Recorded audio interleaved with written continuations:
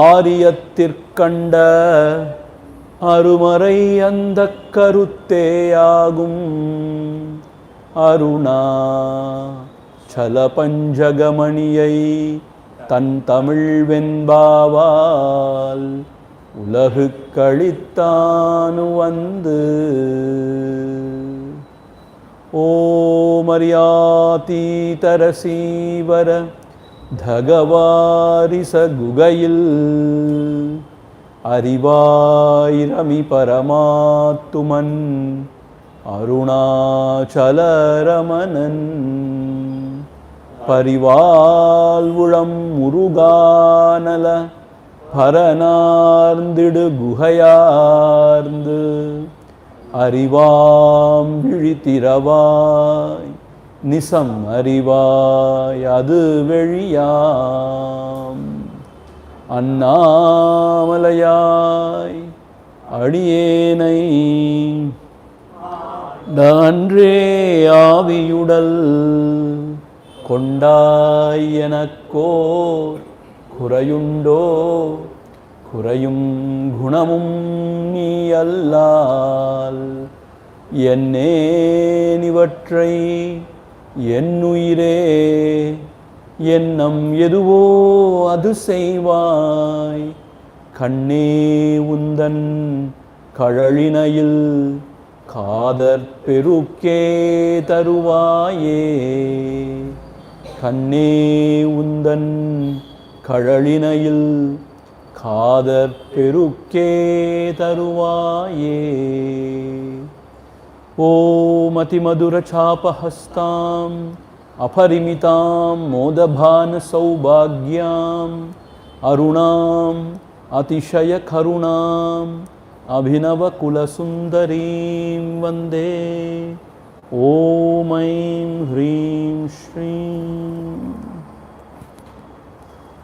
ஸ்ரீ அருணாச்சலம் ஸ்ரீ அருணாச்சலம் ஸ்ரீ. இந்த சந்தேகம் தெளிதர் படலத்தில் முதல் கேள்வியாக சிஷ்யன் ரெண்டு வகையான சந்தேகங்கள் எழுப்புகிறான். முதல் சந்தேகம்,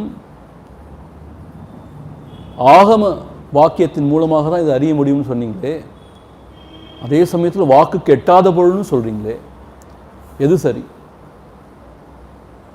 ஆகமம்னு அர்த்தம், வேதம்னு அர்த்தம்.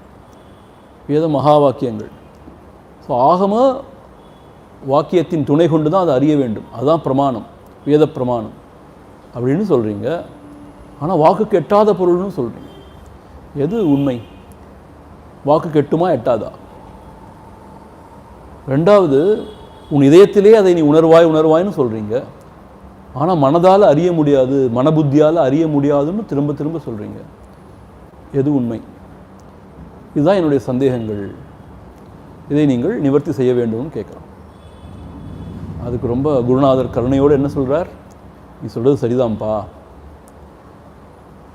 இந்த பரம்பொருளானது எந்த விஷயங்களும் கிடையாது, சப்த ஸ்பர்ஷ ரூபரச கந்தம் கிடையாது. ஸோ இந்திரியங்களால் அறிய முடியாது. அது பஞ்சமகாபூதத்தில் ஒன்றும் கிடையாது. உபயம்னு அர்த்தம், இந்த ரெண்டுமே கிடையாது. அது மாத்திரம் அது குறிகுணமும் கிடையாது. ஒரு குணம்னா என்ன அர்த்தம்? இப்படிப்பட்டது அப்படிப்பட்டதுன்னு விளக்கி சொன்னால் தான் குணம். அப்படி அதை பற்றி ஒன்றுமே சொல்ல முடியாது. நீ சொல்கிறது கரெக்டு தான், இது வாக்குக்கு அப்பாற்பட்டது, எட்டாவது தான் இது, நீ சொல்கிறது சரிதான். ஆனால் அதே சமயத்தில் வேதங்கள் ஒரு விஷயத்தை சொல்லியிருக்குன்னா அது பொய்யா இருக்குமா? அது என்ன விஷயம்னு கேட்டால், அந்த மகா வாக்கிய உபதேசங்கள் அதோட வாட்சியார்த்தத்தை எடுத்தோன்னு சொன்னால் அது விளங்காது. அது லட்சியார்த்தம்னு இருக்கு இல்லையா, வாக்கிய விருத்தின்னு சொல்கிறாங்க. அதை விரித்து அது லட்சியார்த்தத்தை நீ ஆராய்ந்தே என்று சொன்னால் அது விளங்குகிறது அல்லவா? அதனால் ஆகம பிரமாணத்தின்பது விளங்கும் என்பதும் உண்மைதான். ரெண்டுமே உண்மைதான். நம்ம நேற்று பார்த்தோம், அந்த இது லட்சியார்த்தம் எப்படி எடுத்துக்கணும்னு பார்த்தோம், ரொம்ப விரிவாக பார்த்தோம். ஸோ வாட்சியார்த்தம் அப்படியே மேம்போக்கா அந்த வாக்கியத்தோட அர்த்தத்தை மாத்திரம் பார்த்தா சரிதான் நீ சொல்கிறது, அது விளங்காது தான். ஆனால் லட்சியார்த்தம் அதை எப்படி அதை சிந்திக்க வேண்டுமோ அறிய வேண்டுமோ அப்படி அறிஞ்சால் அது விளங்கும் தானே. அதனால் சாஸ்திரம் சொல்கிறது உண்மைதான். அது மாத்திரம் இல்லை, எப்படி ஒரு தலைவியானவள் ஒரு இளம் பெண்ணாள் அவள். தன்னுடைய தலைவன் இவனான்னு தோழி கேட்க இவன் அல்லன் இவனன்னு சொல்லுவா. ஆனால் சரியாக அவனோட தலைவனை சுட்டி இவனான்னு கேட்கும்போது அவளுக்கு வெட்கம் வந்து தலை குனிஞ்சிடுவா. ஆமான்னு இல்லைன்னு சொல்ல மாட்டான். வெட்கம் வந்து மௌனமாயிடுவா. அதுபோல தான் இந்த சாஸ்திரங்களும் இந்த வேத வாக்கியம் என்ன செய்யுது, நாயித்தி நிஷேதிக்குது. அவர் பிரம்மத்தை இதுதான் பிரம்மம்னு சொல்லாமல் மௌனமாயிடுது. ஏன்னு கேட்டால் இதுதான் பிரம்மம் சொல்ல முடியாது எதையுமே. ஆனால் நிஷேதிக்கிறதுனால இது அல்ல நிஷேதிக்கிறதுனால நமக்கு ஓரளவு பிரம்மஸ்வரூபம் என்னன்னு விளங்குது தானே. அப்படி நிஷேதித்த பிறகு இது அல்ல இதெல்லாம் விளக்கிய பிறகு விளக்க முடியாமல் எது எஞ்சி நிற்கிறதோ அதுதான் பரபிரம்மம்னு அந்த ஆகம சாஸ்திரங்கள் சொல்லுது இல்லையா. அப்படி அது உணர்த்துறதுனால நம்ம உணரக்கூடியதாக இருக்குதானே. அதனால வேத பிரமாணங்களால் அது உணர முடியும் என்பதும் உண்மைதான் அப்படின்னு அழகாக விளக்கினார். அதே மாதிரி இதயத்தால் உணர்வாய்னு சொல்கிறீங்க, ஆனால் அந்த கரணங்களுக்கு எட்டாது, மனபுத்திக்கு எட்டாதுன்னு சொல்கிறீங்க எப்படின்னு கேட்டதுக்கு அவர் என்ன சொன்னார்னா, அவர் முதல்ல சொல்ல ஆரம்பித்தார், இப்போ இந்த உலகத்தில் ஒரு பொருளை அறியணும் அப்படி சொன்னால் நம்ம புத்தியில் வந்து அந்த சேத்தனத்தோடைய ஒரு பிரதிபிம்பம் சிச்சாயா அது பிரதிபலிக்கணும். அது பிரதிபலித்து மனோவிருத்திகளை மனமும் என்ன செய்யணும், அந்த விஷயத்தை ஆசிரியித்து, எப்படி இந்த செம்பை உருக்கி ஒரு அச்சில் வார்க்கிறோமோ அதுபோல் இந்த மனமானது புலன்கள் ஊடாக அதுதான் நாற்காலி அப்படிங்கிறத அதை உருவத்தை எடுத்து அதுதான் விருத்திங்கிறார். அப்புறம் அந்த விருத்தி கூட தானாக விளங்காது, அதை வந்து இந்த சேதனத்தோட சிச்சாயாவோட ஒளியோடு தான் அது விளங்கும். ஸோ ஒரு இருட்டறையில் உள்ள பொருள் காண்றதுக்கு எப்படி கண்ணும் தேவையோ ஒரு விளக்கும் தேவையோ அதுபோல் ஒரு விஷயத்தை அறியறதுக்கு மனோவிருத்திகளும் தேவை, அதை ஒளி கொடுக்கிற அந்த சிச்சாயாவும் தேவை. ஸோ முன்னத மனோவிருத்திகளை என்ன சொல்லுவாங்க அப்படின்னு கேட்டால் விருத்தி வியாப்தின்னு சொல்லுவாங்க. அந்த சிதாபாசன் வந்து ஒளி செய்கிறத வந்து ஃபல வியாப்தின்னு சொல்லுவாங்க. இது உலக ஞானத்தை பொறுத்த மட்டும். ஆனால் ஆன்ம ஞானத்தை பொறுத்த மட்டும் இருட்டறையில் இருக்கிற பொருளை காண்றதுக்கு விளக்கம் வேணும், கண்ணு வேணும். ஆனால் சூரியனை பார்க்கறதுக்கு கண்ணு மாத்திரம் இருந்தால் போதும், விளக்கு தேவையில்லை தானே, அதே சுயம் பிரகாசம். அதுபோல ஆன்மஸ்வரூபத்தை நீ உணர்றதுக்கு ஒரு விருத்தி தேவைப்படுது. ஆனால் அங்கே சிதாபாசனுக்கு வேலை இல்லை, ஏன்னா அவன் ஞானஸ்வரூபன் அவனே. ஸோ அங்கே ஃபலவியாப்தி கிடையாது. ஸோ மனம்னு சொன்னாலும் இது ரெண்டோ சேர்ந்து தான் மனம். என்னது, இந்த விருத்திகள் ப்ளஸ் இந்த சிச்சாயான்னு சொல்கிற இந்த ஆபாசன் ரெண்டும் சேர்ந்து தான் மனம். அதனால தான் மனதால் அறிய முடியாதுன்னு சொல்கிறாங்க. ஆனால் தன்னை உணர்றதுக்காக நீ when you focus attention on yourself, அப்போ அங்கே ஃபலவியாப்திக்கு வேலை கிடையாது. அங்கே இது விருத்தி வியாப்தி மாத்திரம்தான் இருக்குது. அப்படி அந்த பரம்பொருளை சுசூக்ஷ்மமான புத்தியால் உணரத்தான் முடியும். அப்படி உணர்தான் வேணும் முதல்ல, ஏன்னா அதுதான் bridge between the known and unknown சொன்னோம் நம்ம. அப்படி உணர்ந்தால் அஜ்ஞானம் அழியும், அதன் பிறகு அதிலேயே ஊண்டி திளைக்க முடியும். அதனால அவர் என்ன சொன்னார், மனசால் அறிய முடியாத உண்மைதான். ஏன் சிதாபாசம் தோன்றினாலே அவன் என்ன செஞ்சிருவான், அதை எதிரிட்டு அறியக்கூடிய ஒரு பொருளாக்கிடுவான். ஆனால் இந்த பரம்பொருளை எதிரிட்டு அறிய முடியாது, அது ஸ்வரூபம், self, the very self, it's not an object. அதே மனதை அந்த ஸ்வரூபத்தின் பால் திருப்பணும்னு சொன்னால் அங்கே சிதாபாசனுக்கு வேலை இல்லாததுனால அவன் அதை எதிரிட்டு அந்நியமாக சொல்ல மாட்டான், அனநியமாக அவன் அறியறதுனால அப்படி அறிய முடியும். அதை ஒரு விருத்தியால் அதை அறிய முடியும். அகண்டாகார விருத்தின்னு சொல்கிறாங்க, அதனால் அறிய முடியும் அப்படிங்கிற மாதிரி நேற்று ஒரு சமாதானம் சொன்னார். ஸோ இதை உணர்ந்து கொள்வாயாக. எப்படி சூரியனை பார்க்குறதுக்கு ஒளி தேவையில்லையோ அதுபோல் தன் பரம்பொருளான தன்னுடைய ஸ்வரூபத்தை அறியறதுக்கு எந்த பிரகாசமும் தேவையில்லாததுனால அங்கே சிதாபாசனுக்கு வேலை, அவன் அற்று போயிடுறான். சிதாபாசன் அற்று போயிடறான் தான் அர்த்தம். அவங்க அதுக்கு ரமண கீதையில் பகவான் ஒரு அழகாக சொல்கிறார். என்ன சொல்கிறாருன்னா, இரவு நேரத்தில் சந்திரன் இருக்கான், நட்சத்திரங்கள்லாம் இருக்குது. ஆனால் காலையில் சூரியன் எழுந்த உடனே என்ன ஆகிடுது, சூரிய ஒளினால நிலவோ நட்சத்திரங்களோ தெரியறதில்லை. அதுக்காக நிலவு இல்லாமல் போயிட்டானா, ஆனால் அவன் இல்லவே இல்லைன்னு அர்த்தமாயிடுது. அதுபோல் இந்த ஆன்ம ஒளிக்கு இஃப் யூ ஃபோக்கஸ் அட்டென்ஷன், உன்னுடைய கவனத்தை திருப்பும் பொழுது சிதாபாசன் இருந்தாலும் இல்லாத மாதிரி தான் அவன் அற்று போயிடுறான். அவன் சிதாபாசன்கிற அந்த நான்கிற தன்முனைப்பு தான் எனக்கு அந்நியமாக உலகம்னு எதிர்த்து காமிக்குது. இவன் அற்று போகிறதுனால அனனியமாக அந்த பிரம்மத்தை உணரக்கூடியதாக இருக்குது. அது ஒரு விற்த்தியால் அது உணரக்கூடியதாக இருக்குது. ஆனால் அந்த விற்த்தியும் கடைசியில் ஒடுங்கிடும் தான் நம்ம பகவான் சொல்லியிருக்கார். ஸோ அப்படி அதை உணரக்கூடியதாக இருக்குங்கிறதுனால 2 வாக்கியங்களும் சரிதான். இதயத்தால் உணர்வாயின்னா அந்த ஃபலவியாப்தி இல்லாமல் விற்பி வியாப்தியால் மாத்திரம் அதை உணர முடியும். உணர முடியாத மனதால் புத்தியால் உணர முடியாதுன்னு அர்த்தம். அந்த ஃபலவியாப்தியோடு சேர்ந்த மனசு, அது அகங்காரியாக அழற மனசால் அதை உணர முடியாது தான். அகங்காரம் அழிஞ்ச இடத்துல தான் அதை உணர முடியும் அப்படிங்கிற மாதிரி ரொம்ப அழகாக நேற்று சமாதானம் சொன்னார். இது வரைக்கும் நம்ம நேற்று பார்த்தோம் இல்லையா? இன்னைக்கு அடுத்த சந்தேகம், இப்படி ஒவ்வொரு சந்தேகமாக எழுப்ப போகிறான். அவர் பதில் சொல்லிட்டே வரப்போகிறார். ஆனால் என்ன ஒரு பியூட்டின்னு கேட்டால், இதெல்லாம் முதிர்ந்த சாதகர்களுக்கு ஏற்படுற சந்தேகம், ஐயப்பாடுகள். அதை தான் அவர் ஒன்றுன்னா நீக்கிட்டு வர்றார்.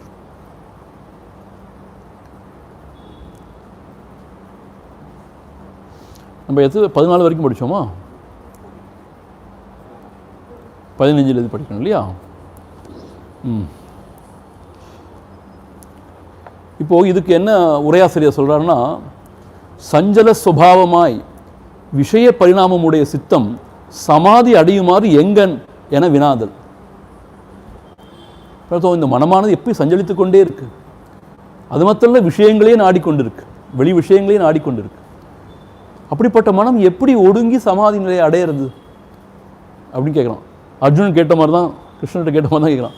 சஞ்சலம் ஹி மன கிருஷ்ணா, இந்த மனம் சஞ்சலமாகவே இருக்கு எப்பயும். வாயோரிவ சுதுஷ்கிருதம் சொல்கிறான். வாயுவை கூட அடக்கிடலாம் போல இருக்கு, அடக்க முடியாது போல இருக்கு. It's very stubborn unyielding. Gurudev அழகாக சொல்லுவார், இட்ஸ் ஸ்டபர்ன் அன்ஈல்டிங் அப்படிம்பார். அந்த மாதிரி இருக்கே, என்ன செய்யலாம் இப்போ இந்த மனதை, எப்படி அதை அடக்கிறது உபாயம் கேட்பான். அதே மாதிரி இந்த மாணவன் கேட்குறான்.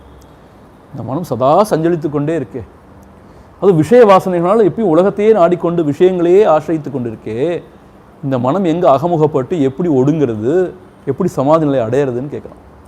அந்த விஷயம் வினா இப்போ எழுப்ப போகிறான். அந்த உரையாசிரியர் ஒரு கனெக்டிங் அந்த விஷயமாக சொல்கிறார். அதை நம்ம வாசிப்போம். நான் வாசிக்க நீ ரிப்பீட் பண்ணுங்க. வஞ்சமில் பரமார்த்த குருவே சொன்ன வழிகள் அறிந்தேன், இனியோர் வசனம் கேளீர். சஞ்சலமற்று அண்ட பூரணமாய் சித்தம், அகண்ட பூரணமாய் சித்தம் ததாகாரம் ஆவதென்றோ, ததாகாரம் ஆவதன்றோ சமாதியோகம், ஆவதன்றோ சமாதியோகம். உஞ்சலை ஒத்து அலைவது தன் சுபாவமாகி ஒரு கணத்தில் பல உலகாய் உதிக்கும் இந்த நெஞ்சகம் வத்துவில் அசையா நிவாத தீப நிலை அடைவது எப்படியோ நீர் சொல்வீரே. பாருங்க, பிரித்து படித்தோடனே நமக்கு அர்த்தம் விளங்குற மாதிரி தான் இருக்கு. என்ன கேட்குறான்? வஞ்சமில் பரமார்த்த குருவே அப்படின்னு அர்த்தம். எந்த வஞ்சகமும் இல்லாத பரமார்த்த குருவே. ஏன் வஞ்சகம் இல்லாத பரமார்த்த குரு அப்படி சொல்கிறான்னு கேட்டால், அதுக்கு உரையாசிரியர் சொல்கிறார், தனக்குள்ள விஷயத்தை வச்சுட்டு எதையும் மறைக்கிறது இல்லை, அவர் எல்லாத்தையும் கொடுத்துடுறார். அது மாத்திரம் இல்லை, வேணும்ட்டே அவர் தவறாக வழி நடத்துறது கிடையாது. அவருக்கு என்ன உள்ளத்தில் வழி உபாயம்னு படுதோ அதை மாத்திரம்தான் அவர் பகிர்ந்துக்கிறார். ஆனால் வஞ்சகம் இல்லாத பரமார்த்த குருவே அப்படின்னு சொல்கிறார். குருவை பார்த்து சொல்கிறான் அந்த சிஷ்யன். சொன்ன வழிகளை அறிந்தேன். நீங்கள் 2 சங்கைக்கு தீர்வு சொன்னீங்க இல்லையா, மறுமொழி சொன்னீங்களா, அது எனக்கு ஓரளவு சமாதானமாக இருக்குது. அறிந்தேன், அது அறியக்கூடியதாக இருக்குது. இட் இஸ் கன்வின்சிங் அப்படிங்கிறோம். அறிந்தேன். இனி ஒரு வசனம் கேளீர். இன்னும் ஒரு வசனம், இன்னும் ஒரு சங்கை, இன்னும் ஒரு சந்தேகம் இருக்குது, கேளீர், செவி மடுப்பீராக. சஞ்சலம் அற்று அகண்ட பூரணமாய் சித்தம் ததாகாரம் ஆவதன்றோ சமாதியோகம். சமாதினா என்ன அர்த்தம்? சஞ்சலமற்று, இந்த மனமானது சஞ்சலித்து கொண்டே இருக்கு இல்லையா, இப்படி சஞ்சலம் எல்லாம் அற்று அசையாமல் அச்சலமாய் அகண்ட பூரணமாய் என்ன அர்த்தம்? இப்போ மனமானது எப்படி இருக்கு? கண்டன்னு அர்த்தம், நான் வேற மற்ற விஷயங்கள்லாம் வேற அப்படிங்கிற மாதிரி இருக்கு. அகண்டன் அர்த்தம், எல்லாம் ஒரே ஸ்வரூபந்தான். அகண்ட பூரணமாய் சித்தம் ததாகாரம் ஆவதென்றோ. ததாகாரம் தெரியுமா? தத் ஆகாரம். தத்துனா அதுன்னு அர்த்தம்.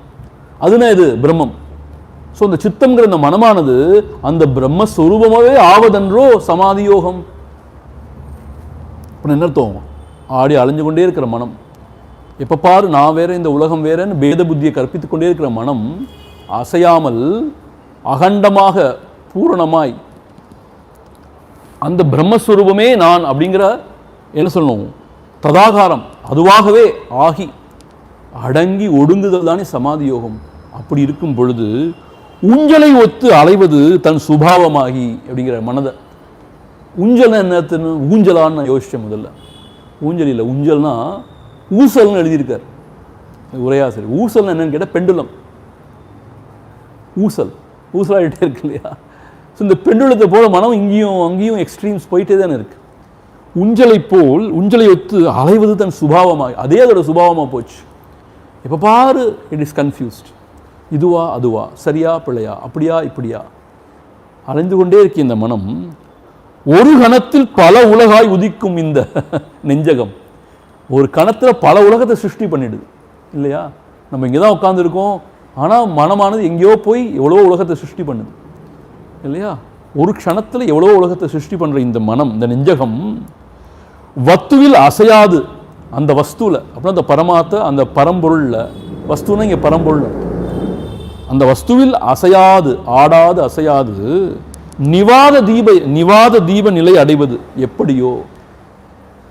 வாத அப்படின்னா காற்றுன்னு அர்த்தம், நிவாதனா காற்று அற்ற, தீபம்னு அர்த்தம். அந்த தீபம் காற்று இல்லாத போது இப்படி அசையாமல் ஆடாமல் இருக்கும். அதுபோல் இந்த மனமானது அந்த காற்று அலையாத தீபத்தை போல எப்போ நிலைத்து நிற்கப் போகிறதோ, அசையாமல் ஒடுங்க போகிறதோ, வத்துவில் அசையா நிவாத தீபம் நிலை அடைவது எப்படியோ. எப்படித்தாவது அடையுமோ எனக்கு தெரியல, நீர் சொல்வீரே. எப்படி அடையும் நீங்க சொல்வீரே. இது கிருஷ்ணன் என்ன சொன்னார்? ஸ்ரீ கிருஷ்ணன் என்ன சொன்னார்? சொல்ல கேட்ட அபியாச வைராக்கியம், அபியாசேன கௌந்தேய வைராக்கியன கிருஹ்யத்தேன்னு சொன்னார். அபியாசத்தினாலையும் வைராக்கியத்தினாலும் இந்த மனதை ஒடுக்க முடியும்ப்பா சொன்னார். அதே தான் பதஞ்சலி யோகத்தை நம்ம பார்த்தோம். அபியாசம் வைராக்கியம் திரும்ப திரும்ப சொல்கிறார் பதஞ்சலி. அபியாசம் அன்றாடம் ப்ராக்டிஸ் பண்ணணும், அபியசிக்கணும். தீர்க்க காலம், ஒரு நாள் 2 நாள் அமைஞ்சிடாது, பல காலமாக. நைரந்தரியம், இடைவிடாம கன்சிஸ்டண்டா. சத்கார அசேவிதா, ஸ்ரத்தா பக்தியோட, ஒரு ஊக்கம் உற்சாகத்தோட அப்படி பயிற்சி பண்ணால் திடபூமிகி, அந்த திடபூமியை அச்சீவ் பண்ண முடியும்னு பதஞ்சலி யோகத்தை சொல்கிறார். ஸோ இவன் கேட்குறான், அந்த காற்றில் அலையாத தீபம் போல், நீங்கள் பார்த்துருக்கீங்களா? காற்றில் அலையாத தீபம் இப்படி அப்படியே சுடர் விட்டு எரியும். அது சுடர் இருக்கா இல்லை அது ஒரு மாதிரி ஆர்டிஃபிஷியலான்னு தெரியாத அளவுக்கு அப்படி நின்று எரியும். அதுவால் இந்த மனம் அசையாமல் ஆடாமல் எப்போ இருக்க போகுதுன்னே தெரியலையே. இருக்குமா அப்படி ஒரு நிலை இருக்கானே தெரியலையே. நம்ம மனம் எப்பப்பா சஞ்சலிச்சுட்டே இருக்கு, விஷய வாசனைகள்லாம் அலைஞ்சிட்டே இருக்கு வெளியில். நம்ம ஒரு 20 நிமிஷம் தான் ஒதுக்குறோம் வச்சுப்போம், காலையிலையும் சாயங்காலமும். அந்த 20 நிமிஷத்தில் எவ்வளோ மனசு கொஞ்சம் அடங்கி இருக்கு, 20 செகண்ட் கூட அடங்கியிருக்கான்னு தெரியாது இல்லையா? அப்போ எங்கே சமாதி யோகம்லாம் வாய்க்கிறது? அது அகண்ட சித்ரூபமாக ததாகாரமாக அதே ஸ்வரூபமாக எப்போ அதை இருக்க போகுதுன்னு தெரியலையே. அதுக்கு என்ன செய்யணும் உபாயம் சொல்வீரே அப்படின்னு கேட்குறான்.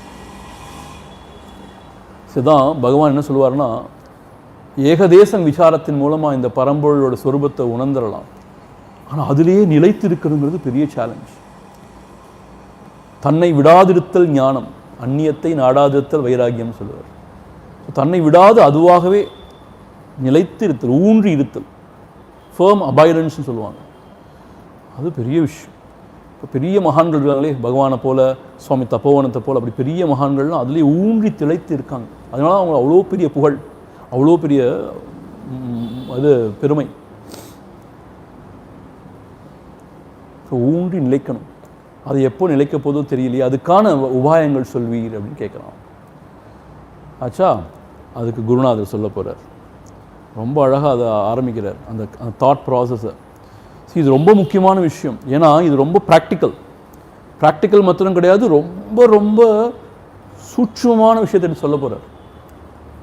இதை நம்ம சும்மா ப்ரஷ் சைட் பண்ணக்கூடாது. இது ரொம்ப முக்கியமான விஷயம். கருது மனோகுணம் மூன்றாம், மூன்றில் ஒன்று கதித்தெழுந்தால் மற்றிரண்டும் கறந்து நிற்கும். தர்மமிகும் சத்துவம் மேலான போது சன்மார்க்கமான தெய்வ சம்பத்து உண்டாம். மருவு ரசோகுணமாகில் உலக தேக வாதனையாம் சாத்திரவாதனையும் ஆகும். அருமகனே, தமோகுணம் மேலான போதில் அசுர சம்பத்து உண்டாகும், அறிந்து கொள்ளே. இந்த கருதிக்கொண்டே இருக்கிற இந்த மனம் இருக்கே, அதுல குணம் மூன்றாம். அதுல மூன்று குணங்களும் சதா எப்பயும் வெளிப்பட்டுட்டே இருக்கு.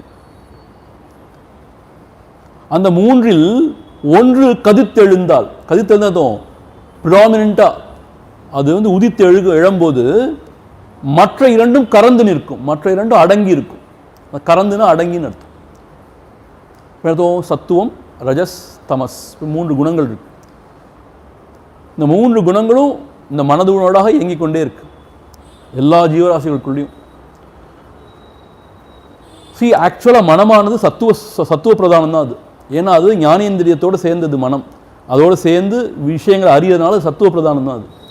அது மாத்திரம் நம்ம படிச்சிருக்கோம் ஆரம்பத்தில், அந்த பஞ்சமகாபூத சத்துவ ஆஸ்பெக்ட் தான் மனமாக இருக்குன்னு பார்த்துருக்கோம் நம்ம. அப்படி இருந்தாலுமே அந்த மனது மனதின் உள்ளே இந்த மூன்று குணங்களும் மாறி மாறி இயங்கிக் கொண்டே இருக்கு. சத்துவ ரஜ தமோ குணங்கள். அதில் என்ன விஷயம், எப்பயும் மூணும் ஒரே மாதிரி இருக்காது. ஒன்று மேலோங்கி இருக்கும்போது மற்ற ரெண்டும் அடங்கி இருக்கும். எப்படி அதிகாலையில் ஃப்ரெஷ்ஷாக இருந்தோன்னா, மைண்டு கிளியராக இருந்துச்சுன்னா, நல்லா குளிச்சுட்டு சாமியெல்லாம் கும்பிட்டு இருந்தோம்னா சத்துவகுணம் பிரதானமாக இருக்கும். அப்போ ரஜோகுணமும் தமோ அடங்கி இருக்கும். முடிச்சுட்டு ஆஃபீஸுக்கு கிளம்பின உடனே இவர் ஆரம்பிச்சுவார் தன்னுடைய ரஜோகுணம். வெயில் ஏற ஏற ரஜோகுணம். அப்போது சத்துவம்லாம் கொஞ்சம் அடங்கி தான் இருக்கும். தமோ குணமும் சத்துவகுணமும் அடங்கி இருக்கும். அடங்கி இருக்கான்னு அர்த்தம். அடுத்து என்ன, அது என்ன செய்யணும், ஏது செய்யணும், ரஜோகுணம். அப்புறம் சாயங்காலம் ரொம்ப டயர்டான பிறகு தமோ குணம் அதிகமாகும். அப்போ சத்துவம் ரஜம்லாம் அடங்கி இருக்கும். இப்படி தான் ரொம்ப ரேராக சில சமயங்களில் ஏதாவது ஒரு விஷயம் இன்ஸ்பைரிங் ஆச்சுன்னா சத்துவம் மேலும் இல்லையா. அந்த மாதிரி இந்த மூன்று குணங்களும் வந்து போகுது.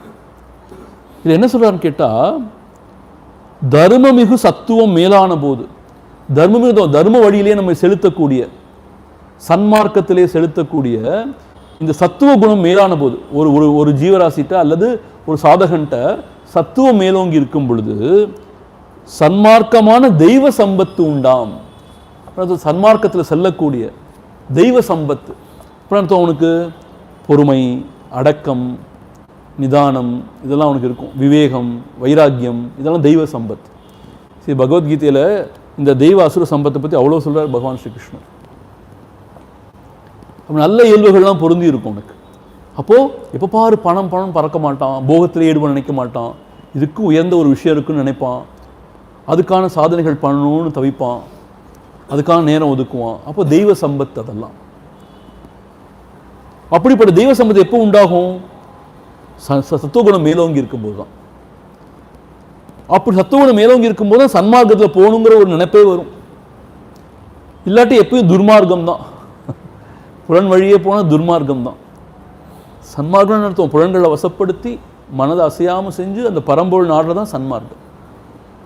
ஸோ சத்துவம் மேலோங்கும் பொழுது தான் சன்மார்க்கத்திலேயே மனசு போகும். அப்போ தான் தெய்வ சம்பத்து உண்டாம். விவேக, வைராகிய, ஷட் சம்பத்தி, முமுக்ஷுத்துவம், சைத்திலாம் சொல்கிறாங்களே, அதெல்லாம் தெய்வ சம்பத்து தான். சமதம உபரதி, திதிக்ஷா, ஸ்ரத்தா, சமாதான இதெல்லாம் தான் தெய்வ சம்பத்து. ஸோ இதெல்லாம் உண்டாகும்ப்பா அப்படிங்கிறார். அதே சமயத்தில் மருவு ரசோகுணமாகில், ரஜோகுணம் அதிகமாச்சுன்னா அப்போ என்னாகும்? தேகவாதனை, உலக தேகவாதனையாம் சாத்திரவாதனையும் ஆகும். மூன்று வாசனைகளை பற்றி சொல்கிறாங்க. அதாவது தேக வாசனை, லோக வாசனை, சாத்திர வாசனை. வாதனைனா வாசனைன்னு அர்த்தம். அதுதான் வாசனை வாதனைன்னு ஆயிருக்கீங்க. அவ்வளோதும் தேகம்தான் நான், தேகத்துக்கு என்னெல்லாம் வேணுமோ அதுக்கான விஷயத்தை பார்க்கணுங்கிறது தேக வாசனை. இந்த உடம்பை வந்து போஷித்து நல்லபடியாக வச்சுருக்கணும், அதுக்கு உடம்புக்கு தேவையான போகம்லாம் கொடுத்துட்டே இருக்கணும், இதுதான் தேக வாசனை. உலக வாசனையத்தும் உலகத்தார் மெச்சரபடி வாழணும், ஒரு ஸ்டாண்டர்ட் இருக்கணும் நம்ம வாழ்க்கையில், இதெல்லாம் தான் உலக வாசனை. we have to always stand somewhere, we have to prove something to someone. இது உலக வாசனை. அப்ரிசியேஷன், அதெல்லாம் தான் விரும்பும் மனசு, அதெல்லாம் உலக வாசனை. அப்புறம் சாத்திர வாசனையும் ரஜோகுணம் தான் சொல்கிறாங்க பாருங்க. இதுதான் ஒரு விஷயம் நம்ம பார்க்கணும். இது ரொம்ப எனக்கு ஆச்சரியமாக இருந்துச்சு. நான் நினச்சிட்டு இருந்தேன் சாத்திர வாசனை கொஞ்சம் சத்துவகுணம் பொருந்தியதான் நினச்சிட்டு இருந்தேன். இவர் சொல்கிற சாத்திர வாசனையும் ரஜோகுணத்தை வந்துடுதுங்கிறார். அப்போ என்ன அர்த்தம்? சாத்திர வாசனைனா சாத்திரத்தை படிக்கக்கூடாதுன்னு சொல்லலை, அதை விளங்கிக்கூடாதுன்னு சொல்லலை, சிந்திக்கூடாதுன்னு சொல்லலை. அப்படிலாம் சிந்திக்கணும். திரும்ப திரும்ப சும்மா சும்மா அந்த கமெண்ட்ரியை படிக்க போகிறேன், இந்த கமெண்ட்ரியை படிக்க போகிறேன். நான் சொன்னேன் இல்லையா, நான் ஒரு வாட்டி யூஎஸ் போயிருக்கும்போது ஒரு பெரிய ப்ரொஃபஸர், பெரிய புத்திசாலி, ரொம்ப பெரிய ஐஐடியன் புத்திசாலி. அவர் என்ன செய்வார்னா பகவத்கீதை வச்சுருப்பார், கூடயே ஒரு 10-15 உரை வச்சுருப்பார். அவர் எழுதுனது, இவர் எழுதுனது, அவர் எழுதுனது. ஸோ கம்பேரிட்டிவ் ஸ்டடின்னு சொல்லிட்டு எல்லாத்தையும் படிக்கணும் பார். நான் சொன்னேன் அவர்கிட்ட, இது சரி வராது, ஏதாவது ஒரு லைன் ஆஃப் தாட் எடுத்து நல்லா அதை ஊன்றி படிக்கணும், நல்லா சிந்திக்கணும், அதுதான் சரி வருமே ஒழி இப்படி எல்லாத்தையும் படித்தா சரி வராதுன்னு சொன்னால் அவருக்கு விளங்கவே இல்லை. But he is a very intelligent person. He wants to know what that person has set, what this person has set. இது ஒரு சாத்தின வாசனை ஆகிடும். இப்போ என்ன ஆகிடும், மனசு விரியுமே ஒளி ஒடுங்காதுங்கிறார் பகவான். ரஜோகுணம் தான் இதுவும். ஏன் மனசு விரியும் எப்பயும், அங்கே என்ன சொல்லியிருக்கு, இங்கே என்ன சொல்லியிருக்கு, அதோடு நிற்குமா? நிற்காது. சிந்தை வாய் நோய் வந்துடும். நம்ம படித்தா பார்த்தா நம்ம எல்லாருக்கும் சொல்லிக் கொடுக்கணும். சிந்தை வாய் நோய். அப்போ என்ன எடுத்து சொல்ல ஆரம்பிச்சிட்டோம். குருதேவர் இப்படி சொல்லியிருக்காரு தெரியுமா, பகவான் இப்படி சொல்லியிருக்காரு தெரியுமா, நீ என்னப்பா சொல்கிற, அதை கேட்கக்கூடாது அப்படின்னு நம்ம எல்லாருக்கும் இந்த ஃபார்வர்டு மெசேஜ் மாதிரி எல்லாருக்கும் ஃப்ரீ டிஸ்ட்ரிபியூஷன், அந்த மாதிரி சாத்திர வாதனை ஆகிடும் அது அப்படிங்கிறது. இது ரஜோகுணத்தோட ஒரு வெளிப்பாடு. ஸோ இந்த மூணுமே ரஜோகுணத்தை வெளிப்பாடு. ஸோ தேக வாசனை, லோக வாசனை, சாஸ்திர வாசனை. ஸோ இந்த 3 ரஜோகுணத்தை வெளிப்பாடு. இது இருக்கிற வரைக்கும் மனசு உள்ள அடங்க விடாது, வெளியிலேயே சுற்றிட்டு இருக்கும். இது ரெண்டும் நம்ம புரிஞ்சுக்க முடியுது, உலக வாசனை, தேக வாசனையை. சாத்திர வாசனை நம்ம பெருசாக மதிப்போம். அதை பா எவ்வளோ பெரிய ஸ்காலர், பண்டிதர், அவர் பேச ஆரம்பித்தார்னா அப்படியே மடை திறந்த வெள்ளம் போல, பா எவ்வளோ கோட் பண்ணுறார், அந்த சாஸ்திரம் இந்த சாஸ்திரம் கோட் பண்ணி எப்படி பேசுகிறார், ஜீனியஸ். ஆனால் அதில் ரொம்ப போக போக கற்றும் அடங்காரில் கல்லாதாரே உயிர்ந்தார்னு சொல்றார் பகவான். கற்றும் அடங்காரில், இவ்வளோ கற்றும் அடங்கல் அவர் மனசு, அவரை காட்டில் கல்லாதாரே உயிர்ந்தார், கல்லாதவரே பரவாயில்லைங்கிறார் பகவான். ஏன்னா சீர்தேடி ஓடல் உயிர்ந்தார். அந்த கல்லாதவன் பாமரன் சீர்தேடி ஓட மாட்டான். ஒவ்வொரு நாட்டுக்கும் சீர்னா பெருமை தேடி, பணம் புகழ் தேடி ஓட மாட்டானோ. அவனுக்கு சிந்தை வாய் நோய் கிடையாதான். அதுலேருந்துலாம் உயிர்ந்தான்னு சொல்கிறார். இப்போ இவ்வளோ விஷயத்தை உயிர்ந்தான் அவன், பொழைச்சான் அவன், அப்படி சொல்கிறார் பகவான். ஸோ அதனால் இது ஒரு பெரிய வாசனையாகும். சில விஷயங்கள் வந்து கொஞ்சம் கான்ட்ரவர்ஷியல், பட் சின்ன ஐ வாண்ட் டு ஷேர். நிறைய பேர் ட்ரெடிஷ்னலாக படித்தவங்கள்ட்ட போய் நீங்கள் கேட்டிங்கன்னு வச்சுக்கோங்களேன், அவங்க என்ன சொல்லுவாங்க, முதல்ல நீ சமஸ்கிருதம் படிக்கணும் ஆரம்பிப்பாங்க ஏந்து. அப்போ தான் சாஸ்திரம் புரியும். சாஸ்திரத்தை சாங்கர பாஷ்யத்தோடு படிக்கணும். அதெல்லாம் படித்து அது பத்தாது, அதுக்கப்புறம் இன்னும் நிறையா என்ன வார்த்திகான்னு சொல்லுவாங்க, மற்ற கமெண்ட்ரிஸ் இருக்குது, அதெல்லாம் படிக்கணும். அப்புறம் அதை பற்றி நிறையா ஆலோசிக்கணும், சிந்திக்கணும். ஆனால் பகவானை போல பெரிய ஞானிகளோ இல்லை நிசர்கதத்த மகாராஜோ ராமகிருஷ்ணரோ ஒன்றுமே படிக்கலை. ஆனால் அவங்களோட நீ கம்பேர் பண்ணிக்கூடாது, கரெக்டு தான் அவங்க சொல்கிறது, நான் இல்லைன்னு சொல்லலை. ஆனால் என்னன்னு கேட்டால், இப்படி சாஸ்திர வாசனையிலே மனசு போயிடுச்சுன்னா ரொம்ப கஷ்டம். தேங்க் காட் குருதேவர் அப்படிலாம் நம்மளை ஓரியன்ட் பண்ணலை. ஆக்சுவலாக பகவான் அப்படி ஓரியன்ட்டே பண்ணலை. அவங்க என்ன சொன்னாங்க, an ounce of practice is better than tons of preaching சொல்லியிருக்காங்க. சுவாமி சிவானந்தன் சொல்லியிருக்காரு. குருதேவரோட குருநாதர் இருக்காரு சுவாமி Sivanandar. an ounce of practice is better than tons of preaching சொல்லியிருக்காரு. ஸோ அதனால் எவ்வளோக்கு எவ்வளோ நம்ம மனதை அடக்கி நம்ம இதயத்தில் ஆழ முடியுமோ அது ரொம்ப நல்லது. மனதை விரிய விட்டுட்டே எந்த ஒரு எக்ஸ்கியூஸ் சொல்லி மனம் விரிஞ்சிட்டே இருந்தாலும் பிரயோஜனம் இல்லை. இதெல்லாம் ராஜசீக குணமாக்குங்கிற ஆச்சா. அப்போ என்ன ஆகும்னு கேட்டால் நிறைய கன்ஃபியூஷன் உண்டாகும். ஐயோ அந்த உபனிஷத்தை அப்படி சொல்லியிருக்கே, ஆனால் இந்த உபனிஷத்து கான்ட்ரடிக்டரியாக இருக்கே, இது என்னது அது என்னது, மனசு அடங்கவே அடங்காது. அப்புறம் பிரம்மசூத்திரத்தை நீ படிக்கணும், ஏன்னா அதுதான் சமாதானம் சொல்லியிருக்காங்க. அதில் படித்து அதில் வேறு ஏகப்பட்ட குழப்பம், ஏகப்பட்ட டவுட்ஸ் உண்டாகும். அப்போ எங்கே போய் அதை நிவர்த்தி பண்ணுறது? அதுதான் பகவான் என்ன சொல்கிறார், யாருக்கு இந்த சந்தேகம்னு கேட்க சொல்கிறார். எனக்குன்னு அவன் நான் யாருன்னு விசாரித்து சந்தேகிப்பவனை பார்த்து அவனை அழிச்சிடுங்கிறார். இல்லாட்டி இந்த புத்தி எதாவது சந்தேகத்தை உண்டாக்கிட்டே தான் இருக்கும். அதான் இதெல்லாம் ரஜோகுணத்துடைய விசேஷ்டையாக்குங்கிறார். அருமகனே அருமையான மகனே அப்படின்னு தன்னுடைய சீடனை சொல்கிறார். தமோகுணம் மேலான போதில், தமோகுணம் அதிகமாச்சுன்னா என்னாகும், அசுர சம்பத்து உண்டாகும், அறிந்து கொள்ளே. அசுர சம்பத்து என்ன தெரியுமா? சுயநலம், பேராசை. இப்போ பாரு, நான் எனக்கு என்ன கிடைக்கும், I don't care for anybody else, I want to be happy, I want to indulge. இது அசுர Sampath. I don't care for anybody else, இது அசுர சம்பத். இன்னும் போகம், இன்னும் போகம், இது அசுர சம்பத்.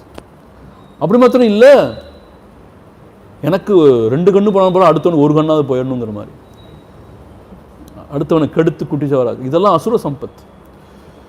பொறாமை, போட்டி, இதெல்லாம் அசுர, இது தமோ குணத்தோட வெளிப்பாடு. ஸோ நல்லா விளங்கிக்கோ அருமகனே, அருமையான மகனே. சத்துவகுணம் மீதானாதான் தெய்வ சம்பத்து உண்டாகும். ரஜோகுணம் அதிகமான வாதனைகள் தான். என்னைக்கு இந்த வாதனைகளாகிய வேதனைகளை தீர்ப்பேன்னு யோகர் சுவாமி கேட்கிறார். வாதனை வேதனை தாங்கிறார் இவர். இந்த வாசனாதிகள் அதே மாதிரி ஸ்தமோகுணம் ஆக்சுவலாக அஜ்ஞான பிரதானம். அஜ்ஞானத்தினால தான் நம்ம இவ்வளோ அநியாயம் பண்ணுறோம், இவ்வளோ வி ஹர்ட் அதர்ஸ். அது அசுர சம்பத். ஹர்ட்னா ஃபிசிக்கல் வயலன்ஸ் மாத்திரம் இல்லை, we hurt so much mentally, emotionally people. இதெல்லாம் அசுர சம்பத். நான் தான் எல்லாம், எனக்கு கீழே தான் எல்லாரும், எனக்கு அடங்கி நடக்கணும். ஹிரண்யகஷிபு தான் அதுக்கு நல்ல அசுர சம்பத். ஹிரண்யகஷிபு. ஸோ இப்படி தமோ குணம் அதிகமாச்சுன்னா இப்படி அதிகமாகும். என்ன சொல்ல வர்றார்? தமோ குணத்தையும் ரஜோகுணத்தையும் நீக்கி சத்துவகுணத்தை வளர்த்துக்கிறது தான் இதுக்கான உபாயம்னு சொல்ல போகிறார். நம்ம திரும்ப நிறைய இந்த மாதிரியான லெக்சர் சொல்லிட்டு வரோம் இல்லையா? தமோ குணத்தையும் ரஜோகுணத்தையும் ஓரளவுக்கு நீக்கி சத்துவகுணத்தை வளர்த்துக்கிறது தான் நம்ம ஆன்மீக சாதனையே. இந்த பரம்பொருளை அறியறதுன்னு கிடையாது, இந்த மறைப்பு ஆவரணத்தை நீக்கிறது. அது மாத்திரம் அசைவு, மனம் இப்போ சஞ்சலிச்சுட்டே இருக்கிறத வசப்படு, இதுதான் சாதனை. அப்புறம் அதுவாக சட்ட தெளிவாக விளங்கும்.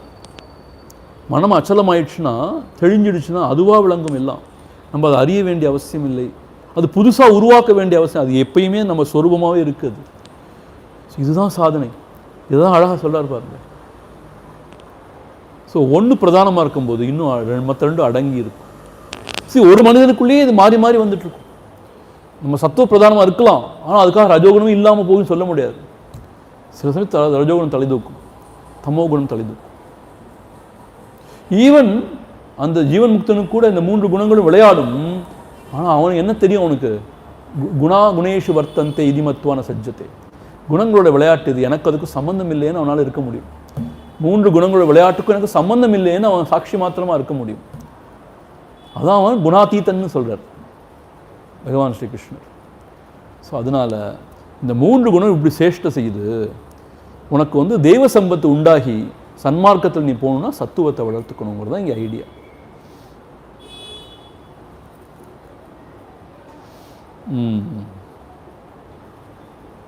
அடுத்த செய்யுள் போவோம். 17 தான் அடுத்த செய்யுள். 17.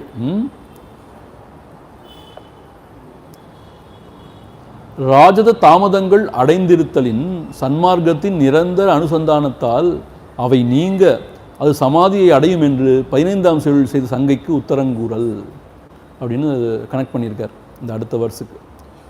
இப்போ நம்ம படிப்போம். அதை மனது சத்துவ ஸ்வரூபம், மற்ற இரண்டும் வந்து கலந்தன, அவற்றை மாற்றினால் போம். தனது சன்மார்க்கத்தை விடாதிருந்த போது தமோகுணமும் ரசோகுணமும் சமிக்கும். பின்னை கன பரிணாமம் சலனம் போம். போனக்கால் களங்கமற்று நின்ற ஆகாசம் போலும் நினது உளம் அப்படி ஆம் அப்பிரமத்து ஒன்றாய் நிருவிகற்ப சமாதியிலே நிற்கும் தானே. என்ன சொல்றான்னு கேட்டா, மனது சத்துவ ஸ்வரூபம், மனதோட உண்மையான சொல்லும் சத்துவம் தாங்கிறார். அத்தியாரோபம் அபவாதம்னு படித்தோம். ஆரம்பத்தில் எப்படி முக்குணங்கள், இந்த முக்குணங்கள் வந்து எப்படி பரிணாமம் அடைஞ்சது, அதுலேருந்து எப்படி பஞ்சமகாபூதம் வந்துச்சு, இதெல்லாம் படித்தோம். நம்ம இந்த பஞ்சமகாபூதத்தோடைய சத்துவ ஆஸ்பெக்டை வச்சுட்டு எப்படி இண்டிவிஜுவல் சத்துவ ஆஸ்பெக்ட் வச்சு இந்திரியங்கள் வந்துச்சு, கலெக்டிவ் சத்துவ ஆஸ்பெக்ட் வச்சு மன புத்தி வந்துச்சுன்னா படித்தோம். நம்ம ஆரம்பத்தில் தத்துவ விளக்கப்பட்டது ஆரம்பத்தில் அப்படி தான் படிக்க ஆரம்பிச்சோம். ஸோ அதனால் சத்துவத்தோடைய ஒரு பரிணாமம் தான் மனது. ஸோ மனம் சத்துவ ஸ்வரூபம். மற்ற இரண்டும் ரஜோகுணமும் தமோகுணமும் வந்து கலந்தன, இந்த மனதோடு வந்து கலந்தன. எப்படி ஒரு ஆறு வந்து எப்பயும் தூய்மையாக தான் இருக்குது, தண்ணி ஓடிட்டே இருக்கிறதுனால. நம்ம தேவையில்லாமல் இண்டஸ்ட்ரியல் வேஸ்ட்லாம் விட்டால் என்ன ஆகும்? அதுதான் பொல்யூஷன். குணமும் தமோகுணமும் இடையில வந்து கலந்தன, அதனால அவற்றை மாற்றினால் போம். அதோட உண்மையான குணம் கிடையாது, மனதோட உண்மையான குணம் கிடையாது ரஜசும் தமசும். இப்போ உண்மையான குணமாக இருந்தால் அது எப்படி தான் மாற்றினாலும் போகாது, அது இடையில வந்து கலந்ததுனால அதை மாற்றினால் போயிடும். ஸோ ரஜோகுணத்தையும் தமோகுணத்தையும் நீக்கிட்டோம்னா, நீக்க முடியும், நீக்கினா அது போம், அதை நீக்க முடியுங்கிறார். தனது சன்மார்க்கத்தை விடாது இருந்த போது, சன்மார்க்கத்திலேயே நம்ம சென்று கொண்டிருக்கும் பொழுது, அப்போ என்ன அர்த்தம்? காலில் இருந்திருந்து குளிச்சு தியானம்லாம் பண்ணி இறைவனை வணங்கி சாஸ்திரங்கள்லாம் படித்து அதை சிந்திச்சு, இதான் சன்மார்க்கம் இல்லையா? இப்படி சன்மார்க்கத்திலேயே நாம இருந்தோம்னு சொன்னா என்ன ஆகும்? தமோகுணமும் ரசோகுணமும் சமிக்கும் நசிக்கும்னு அர்த்தம். சன்மார்க்கத்திலே இருந்தோம்னா scientist, but you can never become a rishi. ஏன்னா சயின்டிஸ்ட் ஆகிறதுக்கு ஒரு வகையான இன்டெலிஜென்ஸ் தேவைப்படுது, அது உலகத்தை ஆராயிற இன்டெலிஜென்ஸ். பட் ரிஷினா உலகத்தை ஆராயறதுக்கு அதிசூட்சமான மனம் தேவைப்படுது, அதிசத்துவமான மனம் தேவைப்படுது. அதுக்கு வந்து சத்விக ஆகாரம் தான் ரொம்ப பிரதானங்கிறாங்க. இன்னொரு விஷயம் உங்களுக்கு சொல்கிறேன், சத்துவத்தை வளர்த்துக்கிறதுக்கு ரொம்ப அற்புதமான வழி ஒன்று இருக்குது. சத்துவத்தை வளர்த்துக்கிறதுக்கு பகவானுடைய நாமம் ரொம்ப முக்கியமான விஷயம். பகவானுடைய நாமத்தை சொல்லிட்டே இருந்தால் மனம் ரொம்ப தூய்மையாயிடும், ரொம்ப அதிசத்துவமாயிடும். இதெல்லாம் நம்முடைய மகான்கள் நமக்கு கொடுத்த விஷயங்கள். அந்த நாமம்னா அந்த மந்திரமோ அல்லது நாமத்துக்கோ அவ்வளோ ஒரு மகிமை இருக்குது. அது ராமநாமத்தை அவ்வளோ உசத்தியாக சொல்கிறாங்க. அதே போல சாத்விகமான சிந்தனை, அந்த சத்துவம் நிறைந்த மகான்களுடைய சேர்க்கை, இதெல்லாம் சத்துவத்தை வளர்த்துக்கு ரொம்ப. சத் சங்கம் சொல்றாங்க இல்லையா? அது மாத்திரம் இல்லாம நினைப்பு, உள்ளுவதெல்லாம் உயர்வுள்ளல், உயர்ந்த நினைப்பா இருக்கும். வெள்ளத்தனையது மலர் நீட்டம், மாந்தர்தம் உள்ளத்தனையது உயர்வு. ஸோ சிந்தனை நல்ல தூய்மையாக உயர்ந்ததாக இருந்தால் வாழ்க்கை உயர்ந்ததாக ஆகிடுமா. ஸோ இதெல்லாம் தான் சத்துவத்தை வளர்த்துக்கு ரொம்ப பெரிய நல்ல விஷயங்கள்.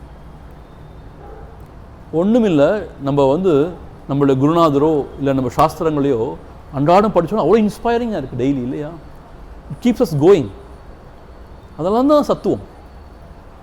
அப்படி இல்லாட்டி இப்போ பாரு இந்த ஃபோனையே நோண்டிகிட்டு இருந்து அந்த கன்றாவையே பார்த்துட்டு இருந்து மைண்ட் பொல்யூட் ஆகி கிளட்டர் ஆகி போனோன்னா என்ன ஆகும்? ரஜஸ் தமஸ் தான். ரஜஸ் கூட தமோ குணம் பயங்கர தமஸ் ஆகிடும். நமக்கே நம்ம மேலே வெறுப்பாக இருக்கும். என்னடா வாழ்க்கை வாழ்ந்துட்டுருக்கோம், எப்போ பாரு பார்த்துட்டே இருக்கும், ரொம்ப கடுப்பாக வெறுப்பாக நம்ம மேலே நமக்கு. ஸோ அதனால் என்ன சொல்கிறார்? சத்துவத்தை வளர்த்துக்கிறது தான் உபாயம். அப்போ அந்த கன பரிணாமங்கிற தமசும் போய் சஞ்சலங்கிற ரஜஸும் அடங்கி மனது அதிசூட்சமாய் ஆகாசத்தை போல இருக்கக்கூடிய அந்த பிரம்மத்தோட ஒன்றாகிவிடும். நிர்விகல்ப சமாதி கைகூடும். அப்போ சன்மார்க்கத்தை விடாமல் சன்மார்க்கத்திலேயே நீ இருந்தேன்னு சொன்னதான் போயிட்டு வா. சன்மார்க்கத்திலேயே நீ இருந்தேன்னு சொன்னாதான் நீ இந்த தமோ குணத்தையும் ரஜோகுணத்தையும் நீக்க முடியும் அப்படின்னு சொல்லி அவர் அப்படி சொல்லி விட்டுருக்கார். அப்புறம் 18வது செய்யுள். இது ஒரு பாருங்களேன், மனது நிர்விகற்ப சமாதியில் பிரம்மத்தோடு ஏகமாய் நிற்க உபமானம் கூறி சந்தேகம் ஒழுதி என உத்தரத்தை முடித்தல். ஒரு உபமானம் சொல்றார் எப்படின்னு சொல்லிட்டு, எப்படி இந்த மனம் வந்து பிரம்மத்தோட ஏகமாக எப்படி நிர்விகல்பமாக எப்படி இருக்க முடியும் அப்படிங்கிறது ஒரு உபமானம் காமிக்கிறார். இதெல்லாம் எப்படி தான் யோசிக்கிறாங்களோ தெரியல, அப்படி ஒரு உபமானம் சொல்கிறார் இங்கே. So wonderful. இதெல்லாம் தான் இந்த மகாத்மாக்கெல்லாம் they are very great. Because அவங்க சொல்ல உபமானம் தான் நமக்கு எல்லாத்தையும் விளக்கமாக சொல்லுது. இந்த உபமானம் பாருங்கள், 18வது செய்யுள். களங்கமற்ற கண்ணாடி தன் முன் வேறோர் களங்கமற்ற கண்ணாடி காட்டும் போது விளங்கிய தன்மயமாகி அபேதமாகி விகற்பமின்றி நிருவிகற்பம் ஆனார் போல அளந்தறியப்படா விபுவாய் சத்தாய் சித்தாய் அனந்தமாம் பிரம்மத்து ஐக்கியமான உளம் தெளிந்தபடி இருந்தால் உலகம் எங்கே, உழைவு எங்கே என்று சங்கை ஒழித்திடாயே. பியூட்டிஃபுல். என்ன சொல்றார்? களங்கமற்ற கண்ணாடி, எந்த விதமான களங்களோ கண்ணாடி இருக்கு, மிரர் கண்ணாடி. அதன் முன் வேறொரு களங்கமற்ற கண்ணாடி காட்டும் போது நம்ம யோசிச்சு பார்த்ததே இல்லை. நம்ம முகத்தை தான் எப்பயுமே பார்த்துட்டு இருக்கோம் கண்ணாடியில். இங்கே என்ன சொல்றார்? அந்த கண்ணாடி முன்னாடி இன்னொரு கண்ணாடியை காமிச்சேன்னா என்ன ஆகும் யோசிச்சு பாருங்க.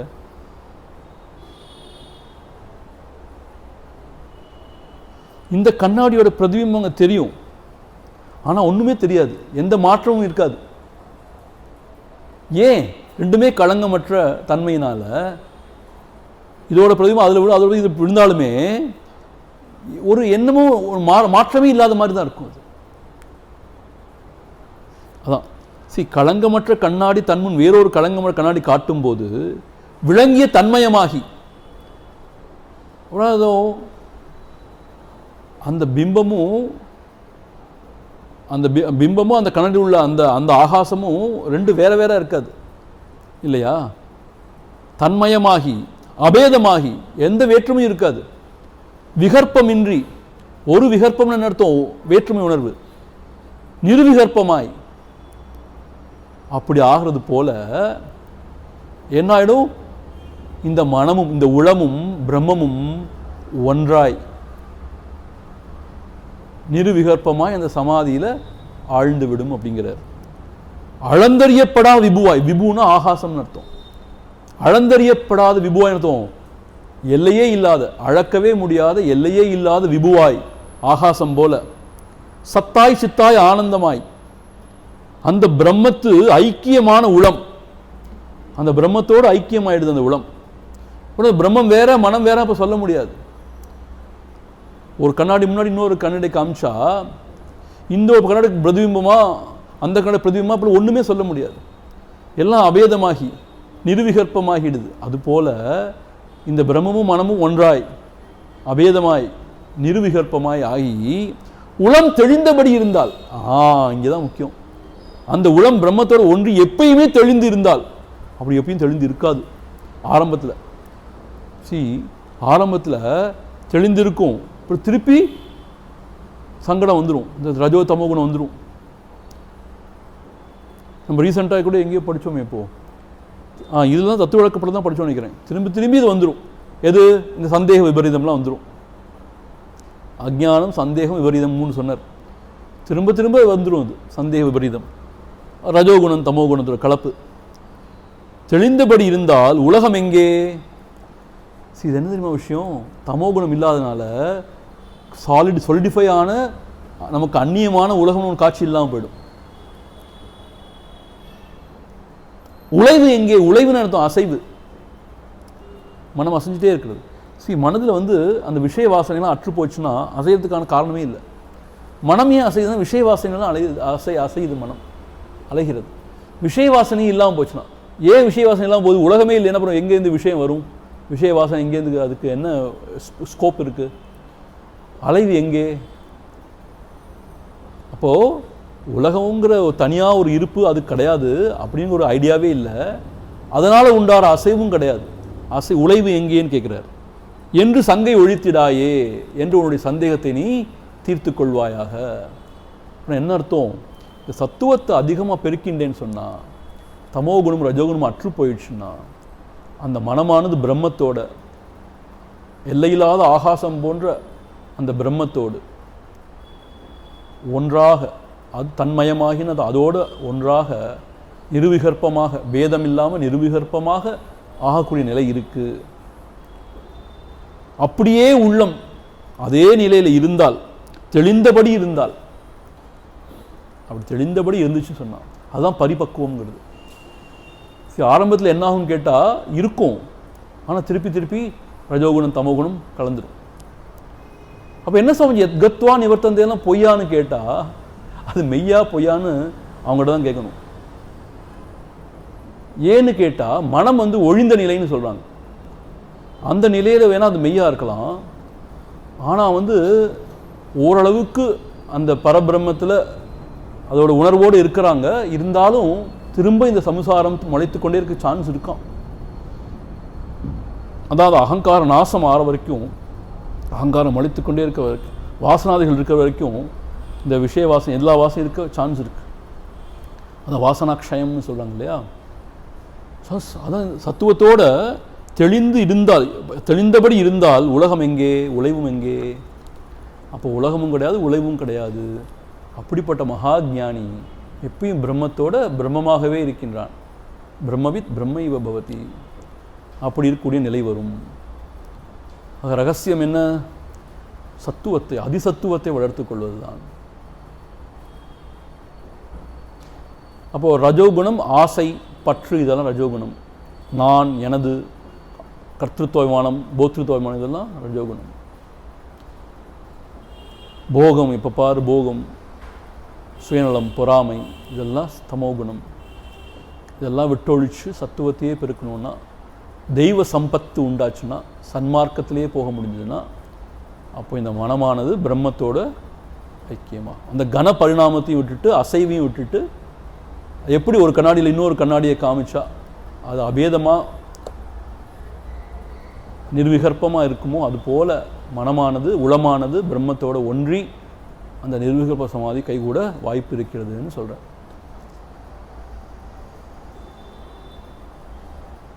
ஸோ அபியாசம் வைராக்கியம் சொன்னாங்க இல்லையா? அந்த வைராக்கியம்னா என்னது? சத்துவத்தை வளர்த்துட்டோன்னா, ரஜோ தமோ குணத்தை விட்டுட்டோன்னா அதுதான் வைராக்கியம். வைராக்கியம்னா இப்போ பாரு விஷயங்களில் நாடி போகிறது தான் அந்த வைராக்கியம் இல்லாத தன்மை இல்லையா? ராகம், ராகம் துவேஷம்னு என்னத்தோம்? இப்போ பாரு இந்த உலக விஷயங்களே உழல்றது தான் ராகத்வேஷம். வைராக்கியம் விராகம்னு என்ன அர்த்தம்? அது உழலாமல் இருக்கிறது. அந்த வைராக்கியத்தை வளர்த்து கொண்டோம்னா திரும்ப திரும்ப தன்னை விடாதிருத்தல் ஞானம், அந்நியத்தை நாடாதிருத்தல் வைராக்கியம். பதஞ்சலி யோக சூத்திரத்தில் திரும்ப திரும்ப என்ன சொல்கிறாருன்னா, ஒரு இன்னும் அந்த வைராக்கியத்தை வளர்த்து கொண்டான்னா, இன்னும் உத்தமமான வைராக்கியத்தை வளர்த்து கொண்டான்னா, இன்னும் எளிதாக, இன்னும் சுலபமாக சமாதி கைகூடும். இது 3 சூத்திரத்தை சொல்கிறார் திரும்ப திரும்ப. இந்த வைராக்கியத்தை பற்றி முதல்ல சொல்லி விட்டுறார். அப்புறம் முடிக்கும் போதும் 2-3 சூத்திரத்தில் திரும்ப திரும்ப சொல்கிறார். இந்த வைராக்கியத்தை இன்னும் வளர்த்துக்கொண்டா, இன்னும் வளர்த்துக்கொண்டா, இன்னும் உத்தமமான வைராக்கியத்தை வளர்த்துக்கொண்டா, அதிசுலபமாக இந்த மனம் சமாதி கைகூடுங்கிறார். So where is the key for சமாதின்னு கேட்டால், ஒன்றும் அபியாசம் கட்டாயம். ஆனால் வைராக்கியத்தை அவ்வளோ எம்ஃபசைஸ் பண்ணுறாங்க. இதை தான் நம்ம மறந்து போகிறோம். இப்போ என்ன நினைக்கிறோம்? எல்லாம் எனக்கு வேணும், பிரம்மமும் வேணும், மனமும் சமாதி அடையணும்னா அது எப்படி அடையும்? ஸோ வைராக்கியமே இல்லை. ஆனால் எனக்கு ஆசமத்தில் இருக்குது, எல்லாம் வேணும். ஏன்னா another feather in our cap. நான் பிஹெச்டி மாத்திரம் முடிக்கலை, ஐ எம் அ பிரம்மஜானி ஆல்சோ.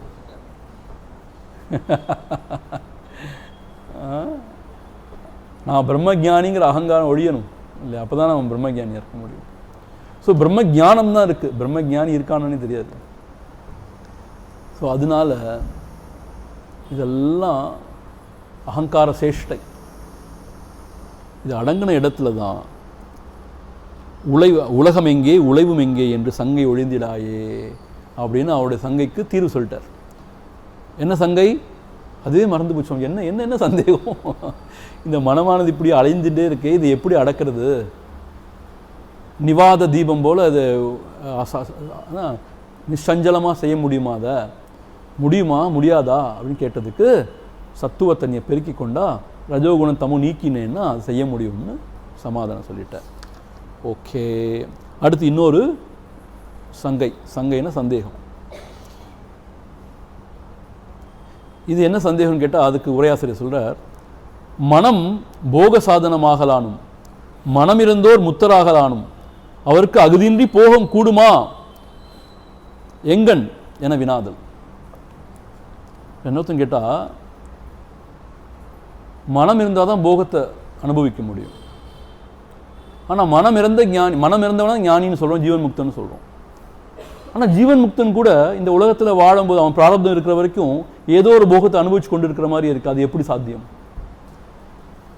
மனம் இருந்தால் தான் போகம் சாத்தியம். மனம் இல்லாட்டி எப்படி போகம் சாத்தியம்? ஆனால் மனம் ஒழிஞ்சவன் தான் ஜீவன் முக்தன், ஞானி. ஆனால் அவன் மனம் ஒழிஞ்ச பிறகும் ஜீவன் முக்தனாக இருக்கான வரைக்கும், அவன் உடலை நீக்கிற வரைக்கும், விதேக முக்தங்கிற நிலையை அடையிற வரைக்கும் அவனுக்குமே வியாதி வைக்க வருது, அவனுமே சாப்பிட்றான், தூங்குறான், அவனுமே இந்த உலகத்தில் வாழ்கிறானே, அதெல்லாம் போகம் தானே. எப்படி கூடும்? இது எப்படி சாத்தியமாகும்? ஒன்று மனம் ஒழியலேன்னு முடிவு பண்ணணும் போகத்தில் இருந்தான்னா. அப்படி இல்லாட்டி மனம் ஒழிஞ்சாலும் போகத்தை அனுபவிக்க முடியும்னு ஏதோ ஒரு காரணம் கற்பிக்கணும். இது ரொம்ப வியர்டாக இருக்குது. ஏன் வியர்டாக இருக்குது? இன்ஸ்ட்ருமெண்ட்டே இல்லாமல் எப்படிப்பா அதை எக்ஸ்பீரியன்ஸ் பண்ண முடியும்?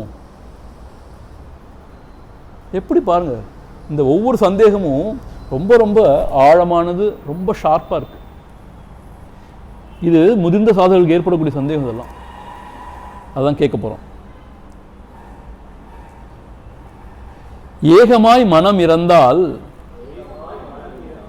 சீவன் முத்தர் இருக்கு மட்டும்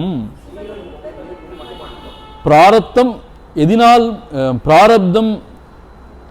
எதினால் உண்பார். அதானே? கரெக்டு தானே? போகமானது புசித்து தொலைப்பதன்றோ? புசிப்பதென்றால் மனம்தானும் போனது அன்றே. சோகமா மனம் இறந்தார் போகம் இல்லை, தோன்றுமெனின் முத்தர் என்று சொல்லக்கூடாதே. மோகமாம் இது தெளிய குருவே நன்றாய் மொழிந்து அருள்வாய், தெளிந்தது அன்றோ முக்திதானே. ஸோ என்ன கேட்குறான் அப்படின்னு கேட்டால், ஏகமாய் மனம் இறந்தால், மனமானது இந்த பிரம்மமாகவே ஆகி இறந்து போயிடுச்சுன்னா, மனம் இறந்த நிலை, அந்த நிலையை அடைந்ததுன்னு சொன்னால்,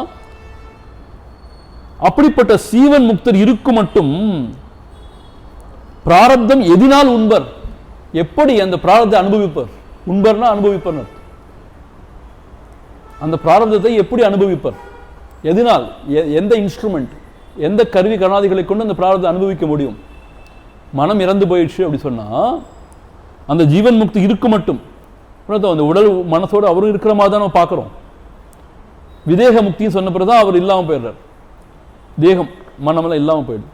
அவர் இருக்கிற வரைக்கும் எப்படி நாமளை போல அவரும் போகத்தை அனுபவிக்கிற மாதிரி இருக்கே, அந்த மனமற்ற நிலையில எப்படி போகம் கைகூடும்? போகம் எப்படி அனுபவிக்க முடியும்? போகமானது புசித்து தொலைப்பது அன்றோ? என்ன சொல்லியிருக்கு சாஸ்திரம்? பிராரப்தம்ங்கிறத அனுபவிச்சு தான் தீர்க்கணும்னு சொல்லியிருக்கு. புசித்து தொலைப்பது அன்றோ போகமானது? அந்த பிராரப்த கர்மத்தை அனுபவிச்சு தான் தொலைக்கணும், வேற வழியே கிடையாது அப்படின்னு சாஸ்திரம் சொல்லியாச்சு. புசிப்பது என்றால் மனம்தானும் போனது அன்றே. அப்படி அவர் புசிக்கிறார், பிராரப்த புசிச்சுட்டு இருக்காருன்னா மனம் போனதுன்னு சொல்ல முடியாதே. மனம்தான் போனது அன்றே. பாருங்க, அது சரியா பிரிக்கணும். அன்றேன்னு பிரிச்சிருக்காரு. மனம்தான் போனது அன்றே. அப்படி பிராரப்தத்தை புசிச்சுட்டு இருக்காரு நீங்க சொன்னீங்கன்னா, அப்புறம் மனம் இறந்து போச்சுன்னு சொல்ல முடியாதே. சோகமா மனம் இருந்தால் போகம் இல்லை. சோகத்தை கொடுக்கக்கூடிய இந்த மனமானது இருந்தால் போகம் இல்லை. தோன்றுமெனின் முத்தர் என்று சொல்லக்கூடாதே. இல்லை இல்லை, அவருக்கும் மனசு இருக்க தான் இருக்கு. ஏதோ ஒரு வகையில் மனசு இருக்கு சொன்னா மனசு தோன்றும். அவருக்கும் மனசு முளைத்தெலும்பு சொன்னா அவரை வந்து அந்த முத்தர்னு சொல்ல முடியாது. எப்படி கான்ட்ரடிக்ஷன்? அப்போ மோகமாம் இது தெளிய குருவே நன்றாய் மொழிந்து அருள்வாய். இந்த மோகமான இந்த சந்தேகம் தீர்வதற்காக நல்ல உபதேசத்தை, நல்ல ஒரு தீர்வை மொழிந்து அருள்வாய். தெளிந்தது அன்றோ முக்தி தானே. அப்படி தெளிவா இருக்கிறதான முக்தின்னு சொன்னீங்க நீங்க. சித்தம் தெளியறதா முக்தின்னு சொன்னீங்க இல்லையா? இப்போ இந்த மாதிரி சந்தேகங்கள்லாம் எழுது என் மனசுல, அதற்கு ஒரு தீர்வு நீங்க தான் சொல்லணும்னு கேட்குறேன். நீங்க பாருங்க, முதல் கேள்வியிலேருந்து பார்த்தோம்னா எதுவுமே சாதாரண கேள்வி கிடையாது. ஏன் இந்த உலகம் இப்படி தோன்றுச்சு, கடவுள் ஏன் இப்படி படைச்சான், இப்படி முட்டாள்தனமான கேள்வி அவன் கேட்குற பாருங்க. எப்படி கேள்வி கேட்குறான் பாருங்க. அதான் குருதேவர் சொல்லுவார், சும்மா லெக்சர்ஸை கேட்டு போனோன்னு அப்படியே போயிடக்கூடாது.